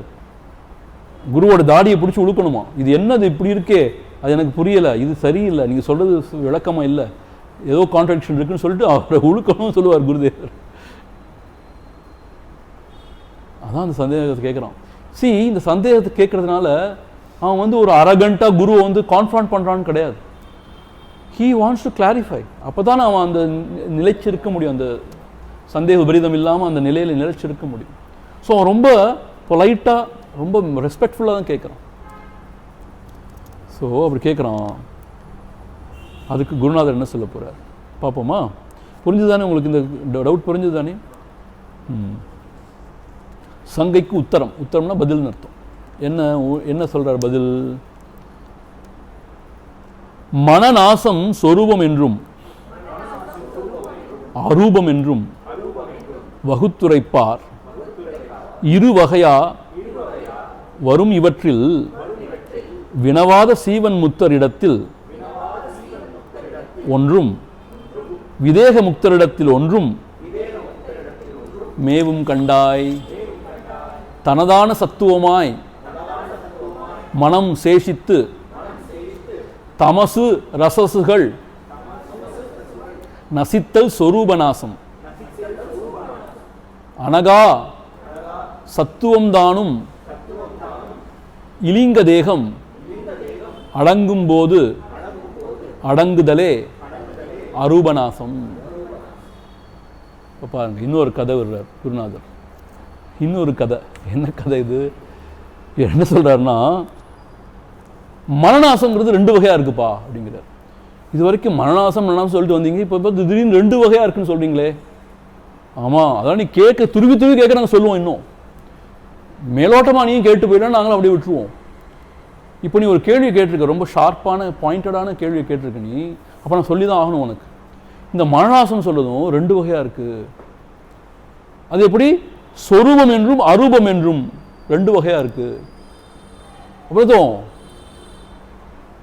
ஸ்வரூபம்னு அர்த்தம், அதாவது அதோட ஸ்தூல ரூபம் அழிஞ்சு போச்சு, ஆனா அருவமா அந்த மனசு இன்னும் இருக்கு. அந்த மனதோடைய உருவம் அழிஞ்சு போச்சு, ஆனா அருவமா அந்த மனசு இன்னும் இருக்கு, ஏதோ ஒரு வகையில சூட்சமா இருக்கு. அப்படி 2 வகையா சொல்லலாம்ப்பா மனோநாசத்தைங்கிறார். வகுத்து உரைப்பார். 2 வகையா 2 வகையா சொல்லுவாங்க. இந்த மனோநாசத்தையே 2 வகையா சொல்லுவாங்க. என்னது? சொரூபம் என்றும் அரூபம் என்றும். சொரூபம் சுரூபம், ரூபம் உள்ளதாகவும் ரூபம் அற்றதாகவும் இந்த சொரூப நாசத்தை சொல்லுவாங்க. இவற்றில் வினவாத சீவன் முத்தரிடத்தில் ஒன்றும். வினவாதன் என்ன அர்த்தம் கேட்டா ஐயம் திருபுவர தெளிந்த. வினவாதன் என்ன அர்த்தம் கேட்டா ஐயம் திருபுவர தெளிந்த அந்த சீவன் முக்தரிடத்தில் ஒன்றும். ஒன்றும்னா அந்த சொரூபம், அந்த சொரூப மனநாசம் சொல்றாங்க இல்லையா, அந்த மனநாசமும் விதேக முக்தரிடத்தில் ஒன்றும். அந்த விதேக முக்தது இன்னொன்று அருவ மனநாசம் சொல்றாரு இல்லையா, அப்படிங்கிற மாதிரி மேவும் கண்டாய். இப்படி 2 வகையா இருக்கும். யார் விதேக முக்தர்? அந்த உடலை உகுத்து அவர் அந்த பிரம்மத்தோட ஒன்றாகிற அந்த ஒரு விதேக நிலைன்னு சொல்றாங்க. ஜீவன்முக்தனை யாரு? உடம்போடு இந்த மனதோடு இருக்கும் பொழுதே இங்கே முக்தி அடைஞ்சவர். இது 2 சொல்றாங்க நம்மளுடைய சாஸ்திரத்தில். ஆனால் இந்த ஜீவன் முக்தர் இதைத்தான் சுவாமி சிதானந்த்ஜின்னு சொல்லிட்டு எங்களோட ஆச்சாரியர் என்ன சொல்லுவார்னா, ரொம்ப அழகாக சொல்லுவார். The functional mind remains அப்படிம்பார். The functional mind remains. the mind which creates bondage, that is destroyed. See, இப்போ பாருங்களேன், இந்த ஜெய கிருஷ்ணமூர்த்தி அவங்களாம் படிச்சிங்கன்னா இந்த மாதிரி சொல்லுவாங்க. இதே தான் இவங்க சொல்கிறது தான் ஒரு மாடர்ன் லாங்குவேஜில் சொல்லுவாங்க. இப்போ மனசே ரெண்டு வகையாக இருக்கானா? ஆமாம்.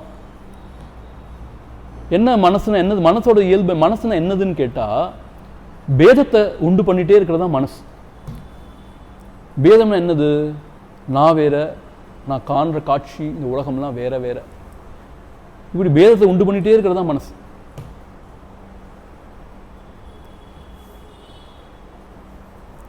இப்போ அதுதான் பந்தத்தை உண்டாக்குது.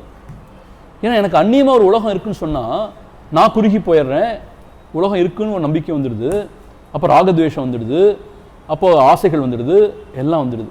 அதுதான் பந்தத்தை ஏற்படுது ஜீவனுக்கு. அந்த மனமானது அழிஞ்சே போகுது. அப்படின்னு என்ன அர்த்தம்னா, தனக்கு அந்நியமாக உலகம் கிடையாது, தான் பரபிரம்மஸ்வரூபங்கிற நிலை இருக்கு.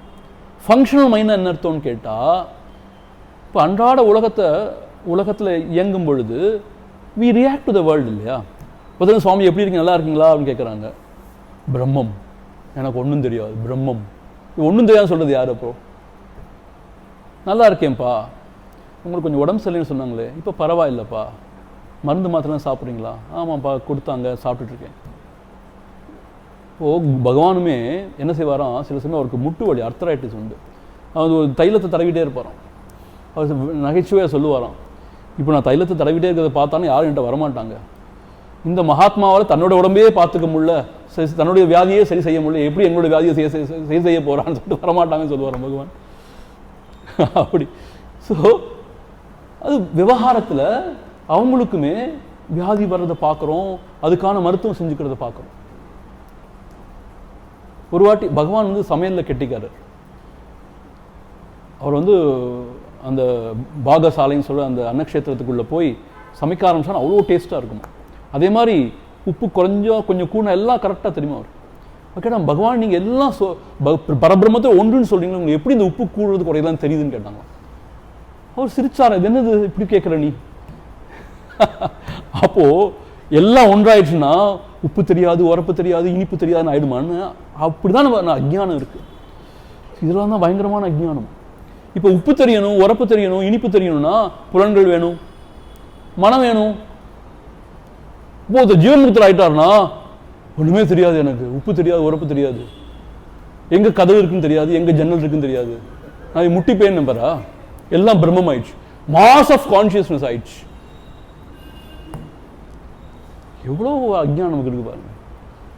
இப்போ அந்த ஜீவன் முக்தர் இந்த உலகத்தில் வாழ்றாருன்னா ஏதோ ஒரு காரணத்தினால அந்த உடம்பு நீங்கிற வரைக்கும் வாழ்றாருன்னா, அவரும் நம்மளை மாதிரி டிரான்சாக்ட் பண்ணுறாருன்னா அப்போ ஒரு மனம் இருக்குன்னு தான் நம்ம ஒத்துக்க வேண்டியிருக்கு.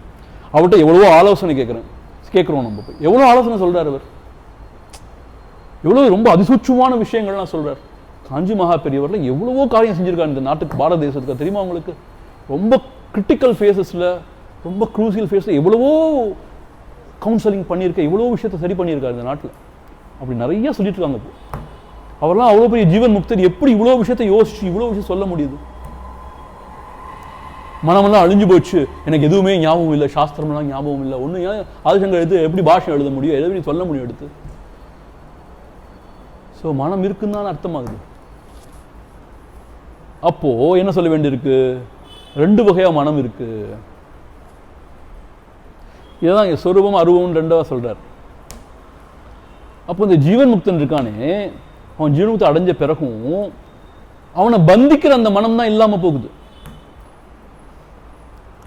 அந்த ரூபத்தோட கூடிய அந்த மனம் தான் அழிஞ்சு போகுது, நசிச்சு போகுது.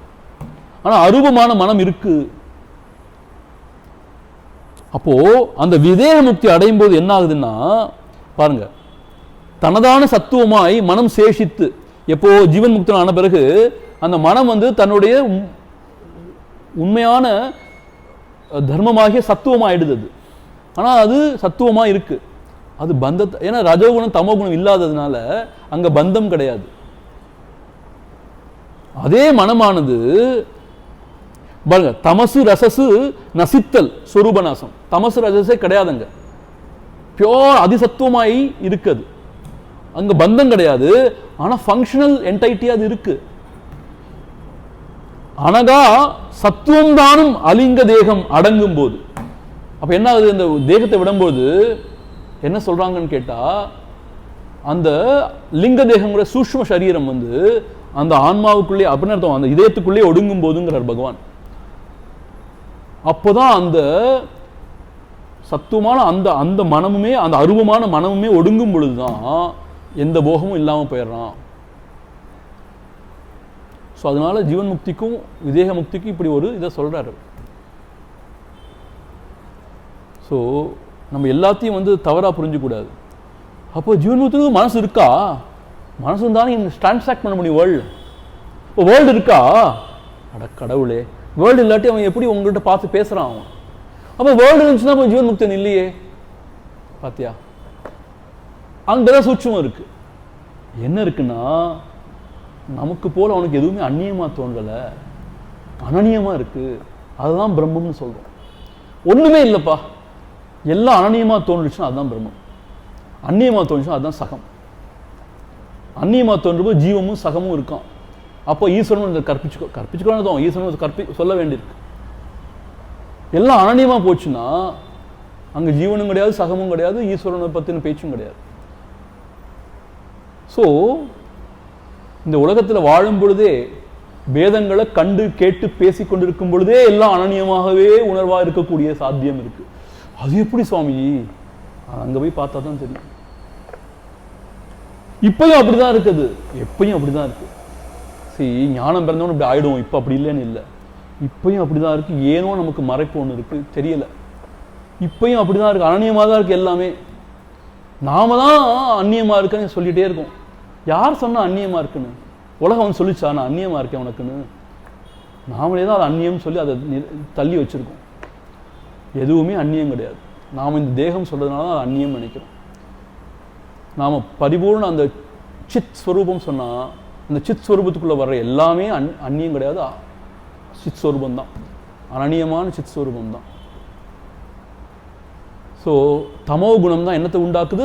கனபரிணாமம், ஒரு பிசிக்கல் சாலிடான ஒரு வேர்ல்டு, கிராசிஃபிகேஷன் அதை உண்டாக்குது. ரஜோகுணம் என்ன உண்டாக்குது? அசைவு, அதில் ஏதோ இருக்கு எனக்கு வேணுங்கிற மாதிரி ஜீவ பாவத்தை உண்டாக்குது. ஸோ இது ரெண்டும் நீங்கின பிறகு மனம் ரொம்ப அதிசூட்சமாயிடுது. அசைவற்று போகும்போது அது பிரம்மத்தில் ஒன்றாகுது. அந்த பிரம்மத்தில் மனம் இறக்கும் பொழுது என்ன ஆயிடுதுன்னு கேட்டால், பந்தத்தை ஏற்படுத்தக்கூடிய மனமானது அழிஞ்சு போகுது. அதான் அந்த ரூபத்தோடு இருக்கிற மனம் அழிஞ்சு போகுதுங்கிறார். ஆனால் அப்போ அரூபமான மனம் ஒன்று இருக்குங்கிறார். அதுதான் ஃபங்க்ஷனல் மைண்டுங்கிற மாதிரி தெரிஞ்சுக்கணும் நம்ம. அந்த விதேக முக்தின்னு சொல்ற தேகத்தை விடும் பொழுது அந்த லிங்க தேகமும், நம்ம படித்தோம் இல்லையா, அந்த கொல்லனுடைய அந்த என்ன சொல்றது, அதில் வந்து தண்ணியை தெளிச்சா அப்படியே உள்ள உறிஞ்சிடும் படித்தோம் இல்லையா, அதை மாதிரி அந்த இதயத்துக்குள்ளேயே அது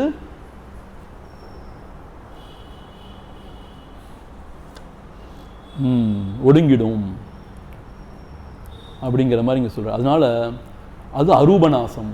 அப்படி விதேக முக்தி அடையும் போது அது அரூபநாசம் என்று ரெண்டு வகையான நாசத்தை இங்கே சொல்கிறார். அப்போ ஜீவன் முக்தன் அவனோட மனசு அழிஞ்சுன்னு சொன்னாலும் அது பந்தத்தை உண்டு பண்ணுற மனசு தான் அழிஞ்சுது. பாருங்களேன், இந்த மனசு வந்து சிதாபாசனை உண்மைன்னு நினச்சிக்குது, அதான் நான் சொல்லுது.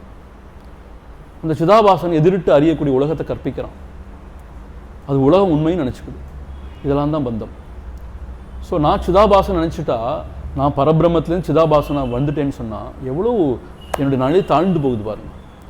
அப்போ எனக்கு நிறைவில்லாத தன்மை உண்டாகிறதுனால நிறைவு வேணுங்கிறதுக்காக ஆசை உண்டாருது, பற்றுக்கள் உண்டாருது, எல்லாம் உண்டாருது. ஸோ மன உழைவெல்லாம் உண்டாருது.